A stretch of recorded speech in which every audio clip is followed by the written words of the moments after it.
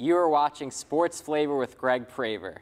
The Olympic Games in Sochi, Russia are coming to an end, and it went by pretty quickly. The United States hockey team had a week that they will want to forget, even though it will be hard to forget. The last time the U.S. played Canada, it was in the gold medal championship game of the 2010 Winter Olympics in Vancouver. They lost a heartbreaker in overtime when Penguin star Sidney Crosby delivered the game-winning goal. Canada won 3-2 despite the incredible effort of Olympic MVP goalie Ryan Miller of the Sabres. This time around, the result wasn't much different. The U.S. and Canada showcased their respective talents on the big stage in the semifinals.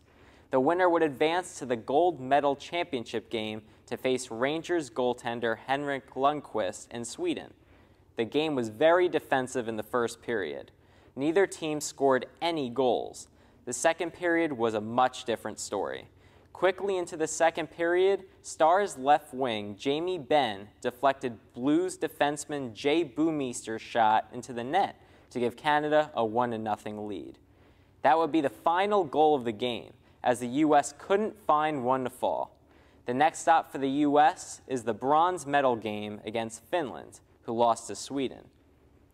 The United States had an emotional loss 2 days before against Canada, and it was probably one of the toughest losses many of the players have faced in their hockey careers. It can't get much worse, right? Wrong. Here comes Finland. After a slow first period and no goals scored, the second and third periods were much different. Finland scored 2 goals in the second, one by 43-year-old Ducks right wing Teemu Selanne, nicknamed the Finnish Flash, and Penguins forward Jussi Jokinen. 2-0 Finland at the end of the second. To the third we go. And it does not get any better for the U.S. Juuso Hietinen scored, Selanne scored his second of the game, and Penguins defenseman Olli Maatta scored the final goal. Finland defeated the U.S. 5-0, eliminating the U.S. from receiving bronze. The gold medal game featured Sweden and Canada. Canada shut out the U.S. the other day and figured, let's do that to Sweden too. Well, they sure did. Sidney Crosby was clutch again for Canada, scoring a goal in a gold medal game for the second consecutive time, one in 2010.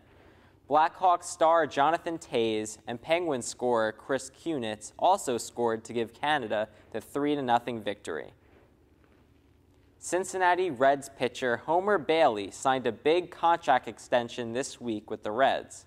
The Reds locked him up for 6 more years for a contract worth $105 million. Bailey has had some good moments to be proud of in his career so far. Popped him up. Phillips going out. Phillips has it. And Homer Bailey becomes only the 15th pitcher in the long history of Cincinnati Reds baseball to throw a no-hitter. He doesn't hit it. Blanco 1 foot in, 1 foot out of the batter's box, and now he's waiting. Bailey with a 1-ball, 2-strike count. The right-hander kicks and he throws. And here's a ground ball to Todd Frazier. He's up, he's throwing, and Bailey has a no-hitter. Homer Bailey has no-hit the San Francisco Giants, the 16th no-hitter in Cincinnati Reds history. They are crowding around. They are bouncing up and down around the mound. Everybody out of the dugout. The relief pitchers are racing in from the bullpen. Caps are being thrown. Gloves are being thrown. The crowd is roaring here at Great American Ballpark. A small market team like the Charlotte Bobcats deserves a little love, right? The Eastern Conference lacks talented teams since, they only have 4 out of 15 teams that have winning records. The Bobcats are 27-30 and are currently sitting at the 6th seed, but they have been red hot lately, to say the least. They are led by big man Al Jefferson, who has scored 20 or more points in 17 out of his last 19 games. The Bobcats finished 7-59 in 2012 and 21-61 in 2013, and they may have a chance to finally hit 500 this year. The Bobcats are only 4 games out from the current 3rd seed, the Toronto Raptors. The Dallas Mavericks, like the Bobcats, are distancing themselves from the teams that are currently on the playoff bubble. The Mavericks are currently at 8th seed in the powerhouse Western Conference, even at a 34-23 record. They are a half a game back from the 6th seed Suns. They have won 8 out of their last 10 games, and the only team that they're looking down to are the Memphis Grizzlies, who are the current 9th seed and are out of the playoffs.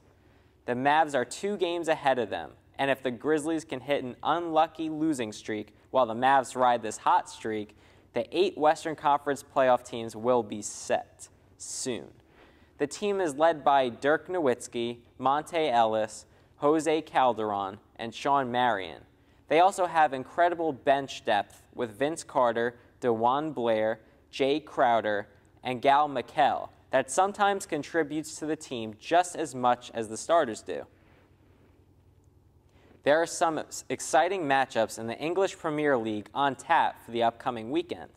On Saturday, Fernando Torres and the first-place Chelsea host Fulham, and second-place Arsenal hosts Stoke City. In addition, 4th-place Liverpool hosts Southampton. On Sunday, 5th-place Tottenham travels to Cardiff City. I'm curious to see if any of these teams can pull off major upsets to these teams in the top 5. Following the Olympic hockey break, the Tampa Bay Lightning have a difficult 4-game road trip before coming home to face the Buffalo Sabres on March 6th. On Thursday, they go to Nashville, then Dallas on Saturday, straight to Colorado on Sunday, and then Tuesday to face the red-hot St. Louis Blues. Star Steven Stamkos should return to action soon, although a return date has not yet been announced. Montreal and Toronto are right behind them in the standings, so it'd be key to come home following the road trip with some victories. That's all for Sports Flavor with Greg Praver this week. Thanks for watching.